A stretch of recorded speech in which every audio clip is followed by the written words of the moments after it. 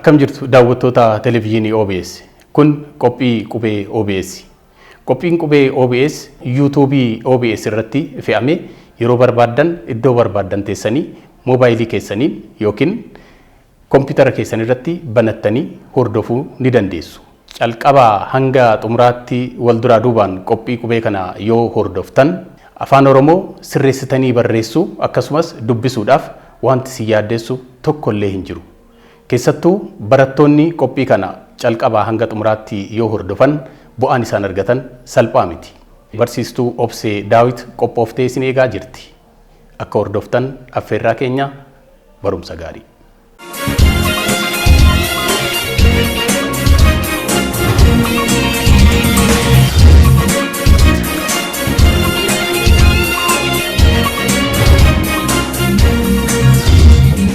Akkam jirtu kabajamtoota daawwattoota televezyiinii OBS yeroo darbee qophii barnoota qubee irratti waa'ee sagalee irra butaa fi sagalee hudhaa jedhu keessa sagalee irra butaa ilaallee turre. Sagaleen irra butni maal irrattidha kan hundaa'u qubee dubbifamaa akka ta'e waliin ilaallee turre. Akkasumas amaloota qubee dubbifamaan yoo tokko ta'ee barreeffame yoo kan wal fakkaatu lama ta'ee barreeffame akkasumas yoo kan wal fakkaatin immoo lama ta'ee walitti taanee barreeffame sagalee akkamii akka nuuf kennu waliin ilaallee turre. Egaan har'a kallattumaan gara mata duree keenya isa taanutti dabarraa. Mata dureen har'a waliin ilaallu waa'ee hudhaati. Waa'ee hudhaati.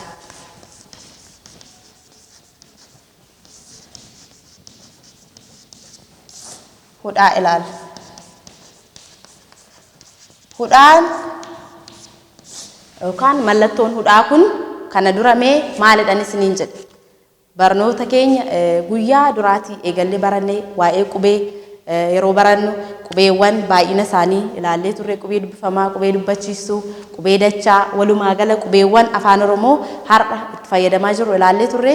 Isaan keessaa hudhaan maalidhaan isiniin jedhe akka qubee dubbifamaa tokkotti akka ilaalamu yookaan qubee dubbifamaa akka ta'e waliin ilaallee turre.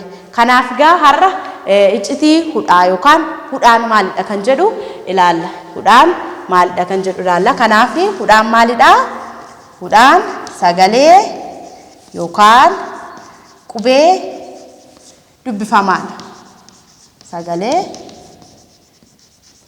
Sagalee yookaan qubee dubbifamaadha. Akka qubee dubbifamaatti itti fayyadamna yookaan immoo bakka qubee dubbifamaan galuu qabutti iddoo qubee dubbifamaa tokkotti kan itti fayyadamnudha. Mataa isheetti of dandeesse qubeedha yookaan sagaleedha hudhaan. Kanaaf maalidha? Sagalee yookaan qubee dubbifamaadha. Hudhaan qubee dubbifamaadha jechuudha. Inni biraan faayidaa garagaraa qaba hudhaan. Faayidaa garagaraa qaba. Inni tokko maalidha? Faayidaa hudhaa yoo ilaalle qubee dubbachiiftuu tokko faayidaa hudhaa yoo ilaalle qubee dubbachiistuu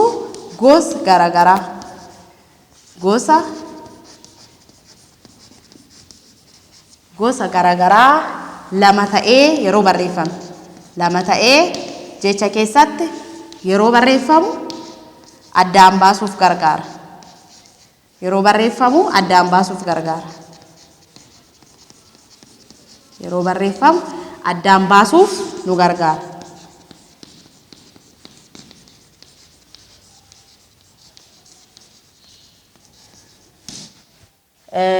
Qubee dubbachiistuun gosti garagaraa seera afaan Oromoo keessatti qubee dubbachiistuun gosti garagaraa lama of dandeessee walitti aanuudhaan callisneet barreessuu yookaan barreeffamuu hin dandeessu. Fakkeenya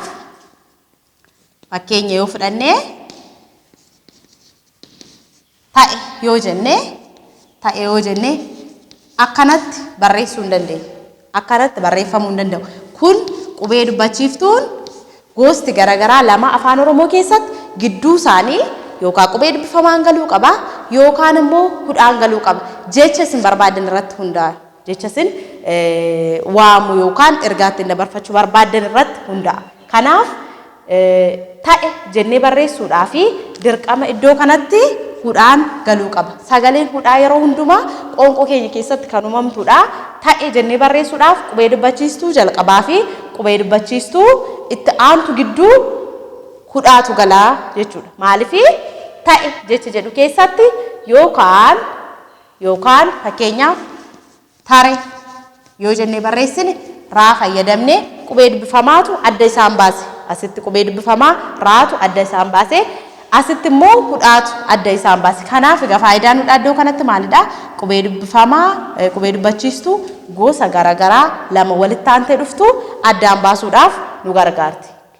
Afaan Oromoo keessatti bakka kamittuu siniin jedheera qubee dubbachiistuun gosti garaagaraa lama walitti aantee barreeffamuu hin dandeessu. Osoo qubee dubbifamaan yookaan immoo hudhaan gidduu isaanii hin galin. Kanaaf kan egaa adda baastu maalidha asitti? Hudhaadha. Hudhaan qubee dubbachiistuu kana adda baasuun jecha ta'e jedhu barreeffachuu barbaanne haala kanaan barreessina. Akkasumas ka'e yeroo jennu jecha sana dhaggeeffataniiti jecha hudhaa ta'uusaa kan isin beektan. Dhaggeeffatanii yeroo namni sun sagaleessu sagalee kam sagaleesse ta'e gaafa jedhu dubbifamaatu gidduu isaanii jira moo hudhaatu gidduu isaanii jira jettaniis adda baastanii ilaaltu. Dubbifamaan gidduu isaanii hin jiru. Sagalee isin dhageessan sagalee hudhaa yoo ta'e dubbachiiftuu ittaanu lamaan adda baasuudhaan gidduu isaaniitti bifa kanaan barreessitu. Bifa kanaan ta'e yookaan ka'e kan jedhu barreessitu. Bifa kanaan barreessitu. Kanaaf egaa faayidaa hudhaa keessaa inni tokko maalidha? Qubee dubbachiistuu gosa garaagaraa kan wal hin fakkaanne jechuudha. Gosa garaagaraa jechuun kan wal hin fakkaanne jechuudha. Gosa garaagaraa lama ta'anii yeroo akkanatti barreeffaman isaan kana adda baasuudhaaf nu gargaara. Maaliif ofiisaafiyyuu qubee waan ta'eef ofiisaafuu qubee waan ta'eef garuu bakka qubee dubbachiistuutti nu fayyada osoo hin taane bakka qubee dubbifamaattidha kan itti fayyadamnu. Qubee dubbachiistuuwwan gidduu galuudhaan jecha kam keessattiyyuu qubee dubbachiistuu gidduu galuudhaan kan barreeffamudha jechuudha. Kanaaf hudhaan faayidaa hudhaa keessaa inni tokko gosa dubbachiistuu gosa garaagaraa lama addaan baafnee akka barreessinuuf nu gargaara. Gidduu isaanii galuudhaan bakka qubee dubbifamaatti gidduu isaanii galuudhaan kan nu gargaarudha. Jecha sanatu murteessa. Jecha hudhaa yoo ta'e gidduu isaanii galuudhaan bifa kanaan barreessuudhaan adda baafannaanii jechuudha. Inni ittaanu dubbachiistuu qubee dubbachiistuu Afaan Oromoo keessatti qubee dubbachiistuun gosti garaagaraa lama walitti aanee hin barreeffamu siniin jedheera. Dubbachiistuun gosti tokko yookaan kan wal fakkaatu jechuudha. Kan wal fakkaatu sadii ta'ee yoo walitti aanee barreeffame. Sadii ta'ee yeroo walitti aanee barreeffamu. Yeroo walitti aanee barreeffamu addaan baasuuf yeroo walitti aanee barreeffamu addaan baasuuf nu gargaara hudhaan.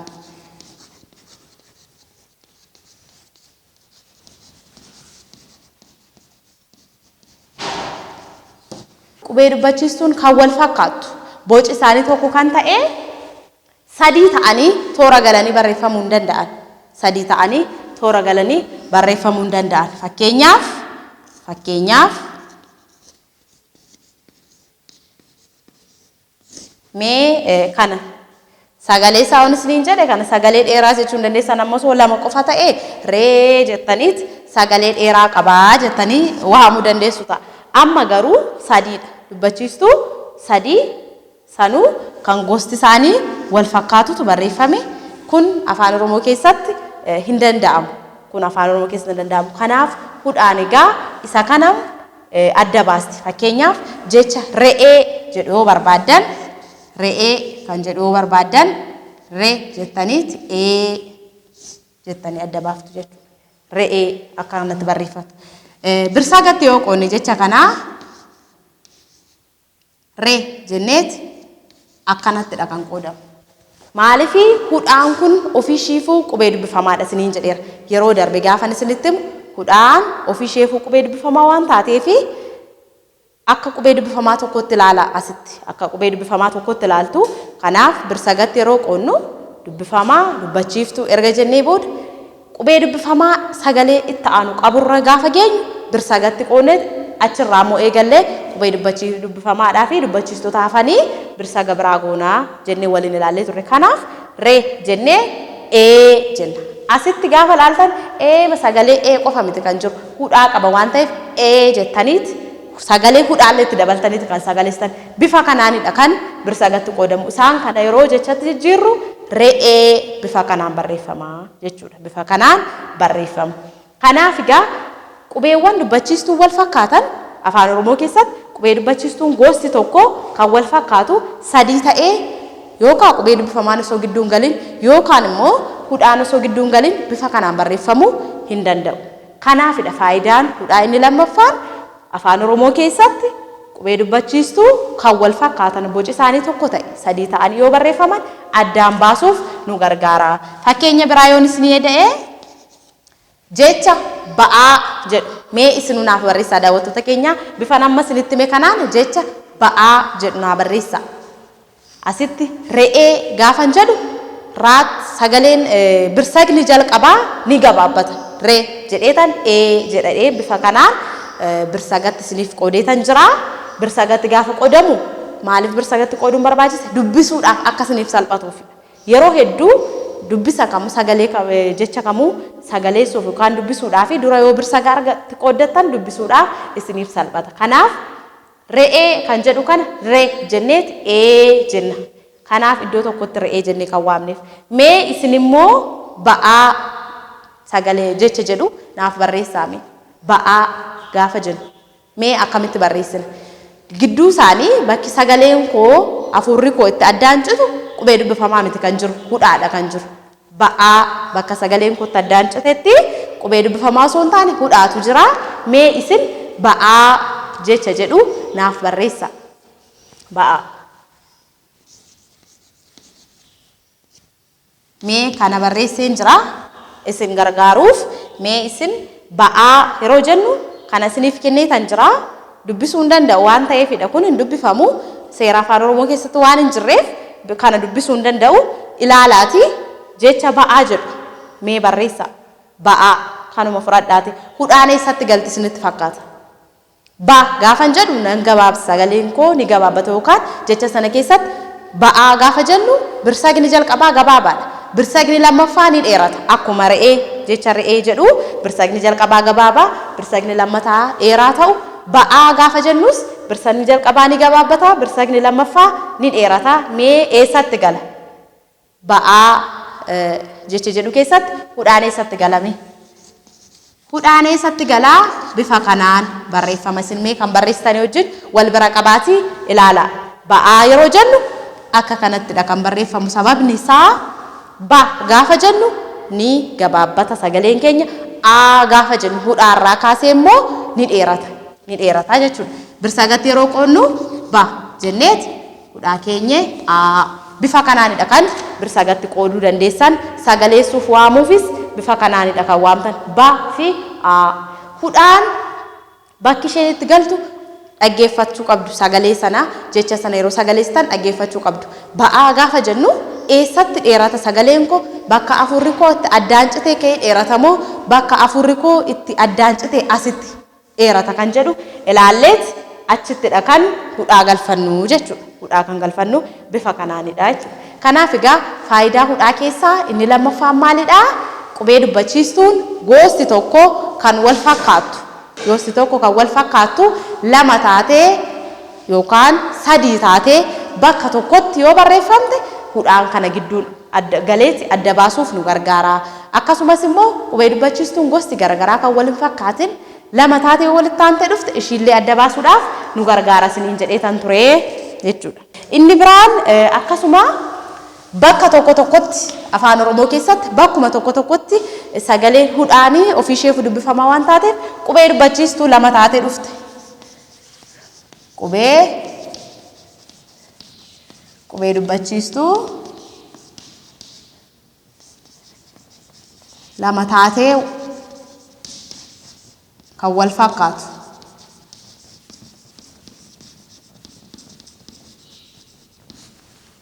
Kan wal fakkaatu yoo barreeffame adda baasuuf gargaara. Inni sun jechichatu murteessa jechuudha. Adda baasuuf gargaara. Kun jecha sanatu murteessaa. Sagalee dheeraa irratti ilaalee turre. Sagalee dheeraa irratti qubee dubbachiistuun gosti tokko kan wal fakkaatu lama taatee akka barreeffamtu ilaalee turre. Qubee dubbachiistuun lama taatee kan wal fakkaatu yoo barreeffame addaan baasuuf gargaara yeroo jennu immoo jechoota afaan Oromoo nuti itti fayyadamnutu murteessa. Jechoota afaan Oromoo nuti itti fayyadamnutu murteessa. Isin asirratti ga'een keessan maalidha? Jecha sana dhaggeeffachuudha. Jecha sana dhaggeeffattanii jecha sana dirqama hudhaan qubee dubbachiistuu garaagaraa adda baasa'u yookaan immoo qubee dubbachiistuu gosa tokko yoo sadii taate yookaan immoo sadii ol taates yoo dhufte adda baasuuf nu gargaara. Akkamittiin qubee dubbachiistuu wal fakkaatu lama taatee dhuftu addaan baasuuf itti fayyadamna jettanii akka hin dhiphanneef hin yaadneef qubee dubbachiistuun jecha sana keessatti dhufu. Fakkeenyaaf jecha sa'a jedhu naa barreessaa yoo isiniin jedhe jecha sa'a jedhu naa barreessaa yoo isiniin jedhe bifa kanaan naa barreessitu sa'a. Sa'a gaafa jennu sagalee gabaabaa qabaa. Birsaa meeqa qabaa? Birsaa lama qaba. Sa fi a akka kanatti barreessitu. Hudhaan asitti maalidha? Qubee dubbifamaadha. Akka qubee dubbifamaatti nu tajaajila. Jecha afaan Oromoo nutti fayyadamnu sanatu nu gargaara yookaan murteessaadha. Fakkeenyaaf ka'e yoo jenne, bu'e yoo jenne. Isaan kun dubbachiiftuu gosa garagaraatu lama ta'ee barreeffame. Garagarummaan isa kanaa wajjin maalidha? Sagalee dheeraa yookaan qubee dubbachiistuu gosa wal fakkaatu bifa tokko taate lamadha. Walittaane kan dhufu garuu immoo isaan gidduu dubbifamaa biraa osoo hin taane hudhaa galchineeti gaafa adda baafnetu jecha hiika qabu sa'a bakka bu'u kana arganna.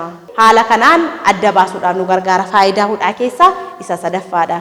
Dirqama kan boca garagaraa qabdu qofa adda baasuuf hin dhufu yookaan immoo dirqama kan boca tokko qabaattee wal fakkaatu sadii taate yookaan afur taate qofa adda baasuuf miti kan fayyadamnu ofiishiifuu qubee waan ta'eef kan wal fakkaatu haala kanaan adda baasuufis itti fayyadamna. Akka adda baasuufuu itti fayyadamna jechuudha. Fakkeenyaaf se'e yoo jenne se'e amma gaafa jennu itti fakkaate jechuudha. Hiikni isaa itti fakkaate. Waan dhufu se'e yookaan immoo waan bulu se'e waan dhuftuun se'e yoo jenne natti fakkaate yookaan itti fakkaate jechuudhaaf nu gargaara. Faayidaan hudhaa sadii ilaalleerra. Inni biraan dubbachiistuu gosti wal fakkaatu afur ta'anii bakka itti dhufanis ni jiru. Taa'aa yoo jenne fakkeenyaaf taa'aa yoo jettanii jechi kun hiika garagaraa qabaachuu danda'a. Garuu taa'a namni keessumaa wayii gara keessa dhufee taa'a yookaan nooraa jechuudha. Hiikni isaa taa'a kan jedhu kana yoo fudhattan isin sagalee isaa qofa dhaggeeffattu jechuudha.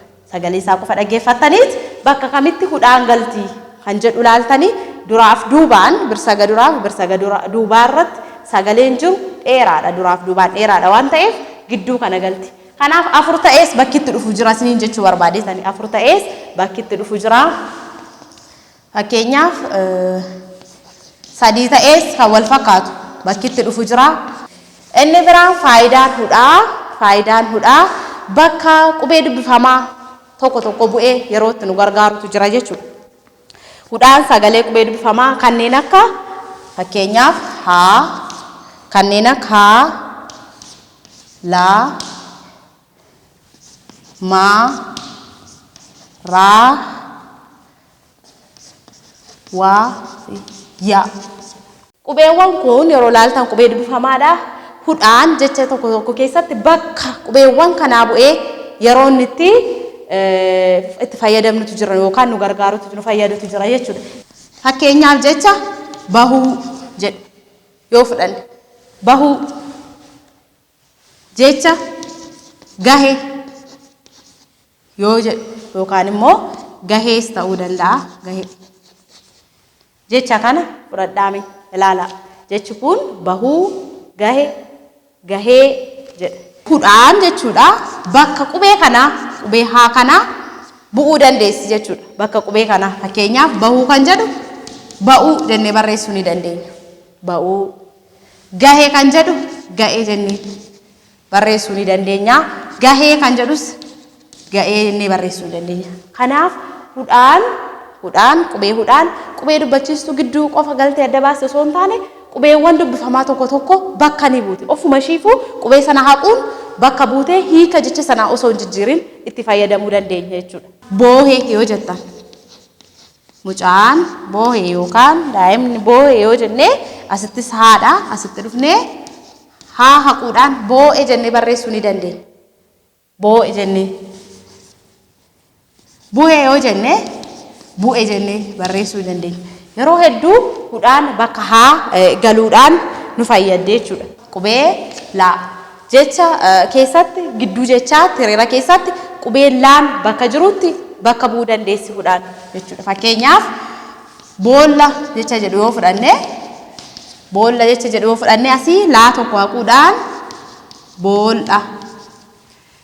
Duratti yeroo ilaallu haarratti guutummaa guutuun qubee sana haqxeeti bakka sana kan buuti hudhaan jechuudha. Amma garuu laa yeroo jabaa akkasitti sagalee jabaa ta'u lachuu haqxe osoo hin taane wanti isin beekuu qabdan jechi sun sagalee jabaa gaafa qabaate tokko haqxeet bakka tokkotti bu'uu kan dandeessu bakka lachuu bu'uu hin dandeessu yeroo sagalee jabaa qabu. Yeroo sagalee laafaa ta'e garuu tokko sana guutummaa guutuutti haquudhaan bakka bu'uu ni danda'a jechuudha hudhaan. Kanaaf asitti boolla jecha jedhu yoo fudhannee boolla akkanatti itti fayyadamuu dandeenya. Boolla bakka jedhu. Fakkeenyaaf dilluu jecha jedhu yoo fudhannee bifa kanaan dilluu jenneet barreessuu dandeenya. Mil'achuu jechuudha yookaan mil'uu bifa kanaan barreessuu ni dandeenya. Haala kanaan guutummaa guutuutti bakka lachuu osoo hin taane tokko haquudhaan bakka bu'uu dandeessi. Maadhaan fakkeenyaaf jecha raammoo jedhu yoo fudhattan akkamitti barreessinaa? Raammoo jennee barreessuu ni dandeenya. Raammoo jennee barreessuu ni dandeenya. Jecha summii jecha jedhu yoo fudhannee summii jenneet barreessuu ni dandeenya jechuudha. Romme jecha jedhu yoo fudhattan bifa kanaan romme jenneet barreessuu ni dandeenya. Kanaaf bakka qubee jabaa yookaan sagalee jabaa ta'etti tokko qofa kan ishiin haqxu siniin jedheera. Tokko haquudhaan bifa kanaan itti fayyadamuu ni dandeenya laarratti. Akkasumas raa yoo fudhannee har'a yoo jenne bifa kanaan har'a bakka isaa fayyadamuu ni dandeenya raarratti. Gurruu yoo jenne gurruu haala kanaan barreessuu ni dandeenya. Gurruu jennee haala kanaan. Akkasuma marrate yoo jettan jecha marrate yoo jenne haala kanaan mar'ate jenneet barreessuu ni dandeenya. Kanaafuudhaan ofisheefuu faayidaan ishee qubee dubbachiistuu qofa adda baasuudha jettanii ilaaluu hin qabdan. Qubee ta'uura darbitee illee qubee biraa haqsiistee bakka qubee biraa dhuunfachuun nu gargaaruu yookaan itti fayyadamuu ni dandeenya. Fakkeenyaaf yaadhaan yoo fudhannee jecha hiriyaa jedhu yoo fudhattan hiriyaa jechuu dandeenya jechuudha. Hiriyaa jennee barreessuu ni dandeenya. Jecha mari'ate yoo jennee jechuma kana mari'ate jennee barreessuu ni dandeenya jechuudha. Baay'ee yoo jennee jecha baay'ee jedhu yoo fudhannee baay'ee jennee bifa kanaan itti fayyadamuu dandeenya jechuudha. Kanaaf hudhaan bakka yaa bifa kanaan bu'uu dandeessi jechuudha. Akkasuma immoo waa yoo fudhannee jecha gowwaa jedhu yoo fudhattan gowwaa jenneet bifa kanaan barreessuu ni dandeenya jechuudha. Ni dandeenya. Kanaaf egaa isin immoo jechoota gidduu qubeewwan kun galan ilaaluudhaan mee akkam hudhaan bakka qubee kana yoo bu'e hiika qabaachuu ni danda'a jettaniit jechoota biraa barbaaduudhaan barreessitanii shaakaluu ni dandeessu. Salphaadha ilaalaa. Shaakala wanta shaakala caaluun jiru shaakaltanii ennaan hunda beekuu ni dandeessu waan ta'eef mee mana keessan taa'uudhaan isa kana ilaalaa. Jechoota garaagaraa fudhachuudhaan bakka haa bakkalaa jechoota maa of keessaa qaban jechoota qubeewwan kanneen of keessaa qaban fudhachuudhaan bakka sagalee jabaa qabutti tokko qofa haquudhaan isa jalqabaa osoo hin taane isa lammataa haquudhaan bakka sagalee laafaa tokkitti taatetti immoo sanuma haquudhaan mee hiika ni qaba kan jedhu wal bira qabdanii mana keessan taa'uudhaan shaakaluu ni dandeessu. Egaan barnoota keenya guyyaa irraa kana fakkaata. Torbee mata durii biraa qabannee haga walitti deebinutti turtii gaarii.